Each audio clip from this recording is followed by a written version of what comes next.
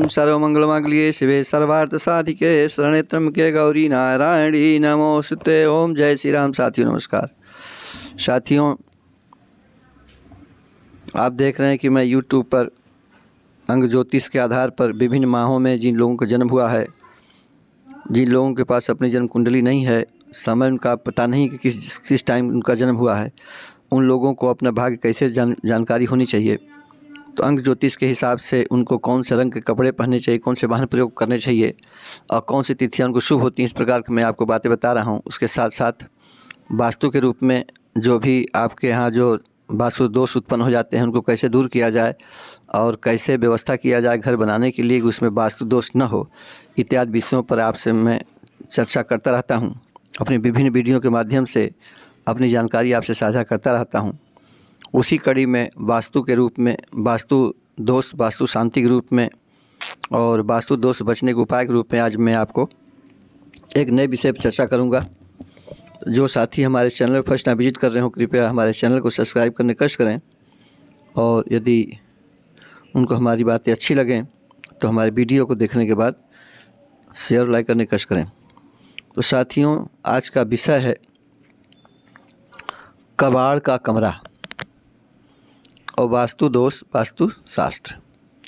साथियों, यूँ तो आज के शहर में, आज के ज़माने में जो शहरों में जो घर बन रहे हैं या गांव में लोग जो घर बनाते हैं, सभी लोग अपने निष्प्रयोज वस्तुओं को कहाँ रखा जाए, तो इसलिए एक निष्प्रयोज कमरा, कबाड़ रखने कमरा इस तरह से बनाते हैं ताकि उसमें हम निष्प्रयोज वस्तुएं या जिन वस्तुओं की कभी कभी आवश्यकता पड़ती हो अथवा जो हमारे पास और जो भारी सामान है उनको रखने के लिए अलग से कमरा बनाते हैं। कमरे कहाँ बनाया जाए, कैसे बनाया जाए, इस विषय में अगले वीडियो में चर्चा करूँगा। आज मैं उस कमरे से होने वाले गृह स्वामी को हानि लाभ के विषय में आपसे मैं बातें कर रहा हूँ। तो साथियों, बहुता देखा जाता है कि आपने कोई कमरा बना लिया निष्प्रयोज्य और यदि कोई ज़रूरतमंद आ गया तो आपने उसको किराए पर दे दिया। साथियों, यह बहुत ही वास्तु के रूप में बहुत ही बड़ा दोष हो जाता है।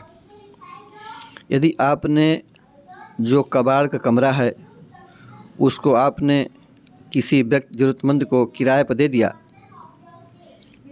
तो सोने के लिए या इस अन्य किसी काम के लिए भी यदि आपने किराए पर दे रखा है अपने कबाड़ कमरे को या सोने के लिए या किसी को अन्य काम के लिए, तो जो आप किराए पर दिए हैं तो जो किराया आप लेते रहेंगे गृह स्वामी जो होंगे, तो गृह स्वामी को बहुत ही तकलीफ़ उठानी पड़ती है जब तक वह व्यक्ति उस कमरे में रहेगा।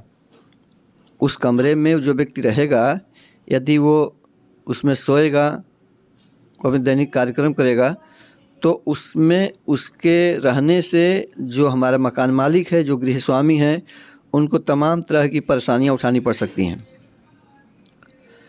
और नृत्य कमरे का जो आपके कबाड़ कमरे का जो कमरा है वो नृत्य कोण में बनाया जाता है। तो साथियों, नृत्य कोण क्या हुआ?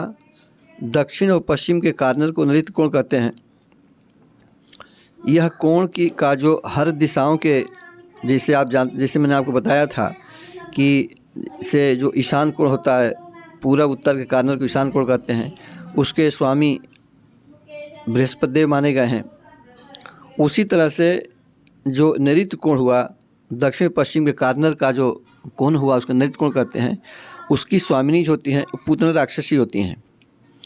तो इस कॉर्नर में, इस कमरे में कोई शुभ काम न करें, क्योंकि यदि कोई शुभ काम करेंगे तो अच्छा नहीं होगा, उसका फल आपको नहीं मिलेगा। और इस कमरे में जो आप किसी को किराए पर देंगे तो वह व्यक्ति समाज से सताया हुआ, स्वभाव से गलत होगा और उसमें रहने वाले व्यक्ति के कारण गृह स्वामी को हमेशा लाभ की अपेक्षा हानि ही उठानी पड़ सकती है। इसलिए इस कमरे को किराए पर देने से बचें, कबाड़ के कमरे को किराए पर देने से बचें। साथ ही इसमें एक बात और बतानी है कि कबाड़ के कमरे में आप जो भी आपके भारी सामान घर का हो, जिसको कभी कभी यूज़ करना हो, उस कमरे को कबाड़ से भर दीजिए। मैं कबाड़ के कमरे को हमेशा भरे रखिए और जितना भारी सामान उसमें रखेंगे, जितने ही वह वज़नदार होगा, उतने ही वास्तुक रूप में आपको सुख प्राप्त होगा। तो इस प्रकार साथियों, हमने आपको कबाड़ के कमरे के विषय में एक आवश्यक जानकारी वास्तु रूप में आपको उपलब्ध कराई। यदि आपको हमारी बातें अच्छी लगी हों, हमारी वीडियो आपको पसंद आई हो, तो कृपया हमारे वीडियो को शेयर, लाइक करने कष्ट करें। मिलते हैं अगले वीडियो में नए विषय पर। तब तक के लिए नमस्कार। वीडियो देखने के लिए धन्यवाद।